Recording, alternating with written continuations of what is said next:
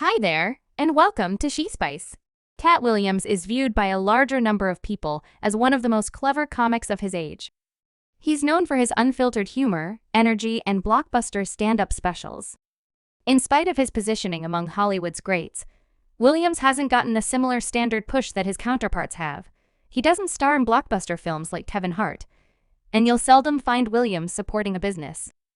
For some time, some thought this implied Williams was debased from the business. Yet, in a new meeting with Shannon, Sharp Feline uncovered why he isn't in the great books of the business. Williams, known for his proud style and brave discourse, dove into the elements of Hollywood and the satire business.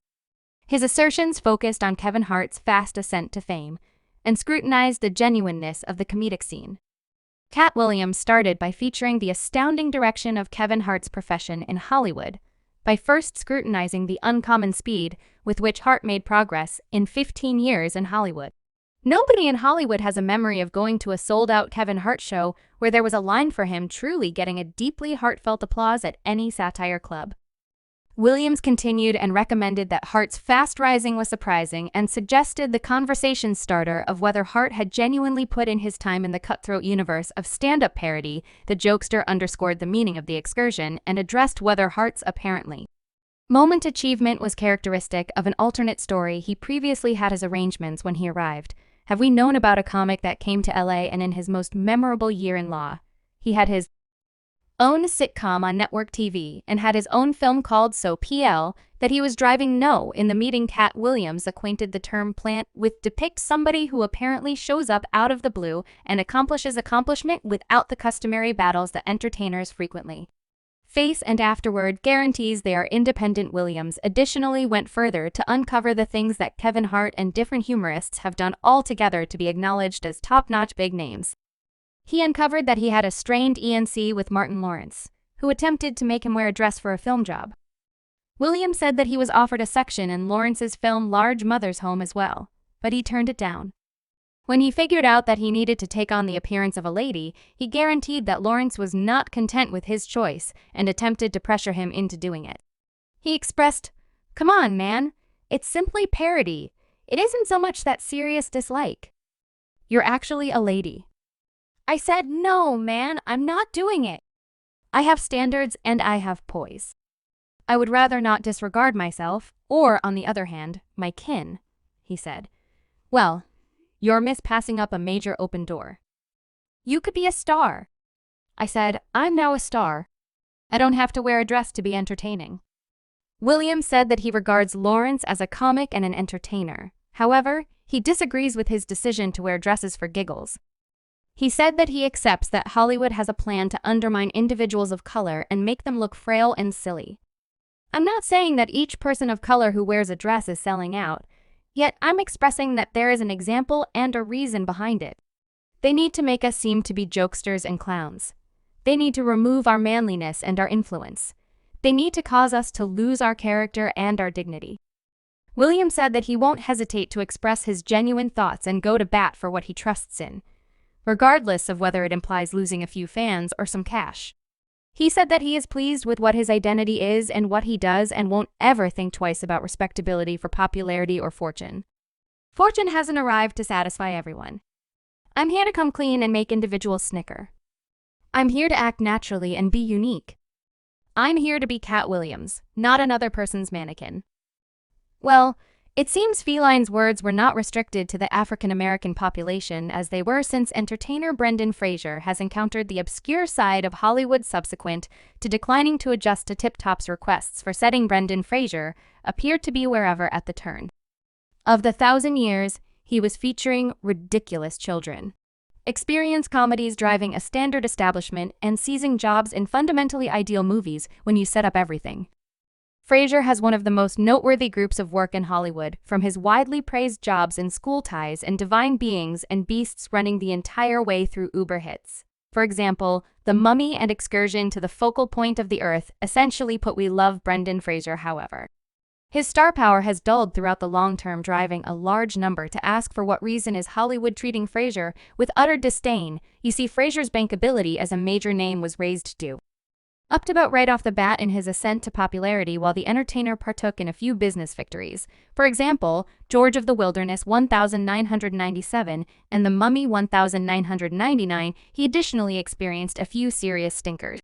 Simultaneously, like Impact from the Beyond 1999 and Dudley Dwight 1999, the two of which had pundits snickering for every one of some unacceptable reasons and positively didn't draw a lot of crowd interest, The Mummy Returns in 2001 gave him some genuinely necessary energy. In the correct bearing, and he headed on to catch a role in the fundamentally preferred Crash in 2005. Preceding bouncing into another activity experience domain, an excursion to the focal point of the Earth in 2008. However, after that, his powerlessness to rustle up a group of people genuinely harmed his driving man. Notoriety. Fraser's allure as the adorable goofball in George of the Wilderness didn't exactly mean other establishment-confident movies. In addition to the fact that Dudley did right foul up, Monkeybone was a dissed and excused non-starter. And maybe most obviously, his endeavor to lead a surprisingly realistic interpretation of the Looney Blocks energized world faltered out with a dull gathering to Looney Tunes back in real life. Fraser gave the blockhead game that had made him a name one more go with Shaggy Retaliation, yet that film was a debacle on all fronts, setting the way that Fraser's senseless screen attitude simply wasn't getting children to the ticket offices any longer, while the primary Mummy continuation appeared not long after the first portion and effectively gained by the uncovering experience frenzy. The third film was painfully slow, regardless of the accomplishments of the initial two movies. When the mummy burial chamber of the mythical serpent sovereign moved along, crowds were ready to be done, and it continued on toward different contributions of its kind.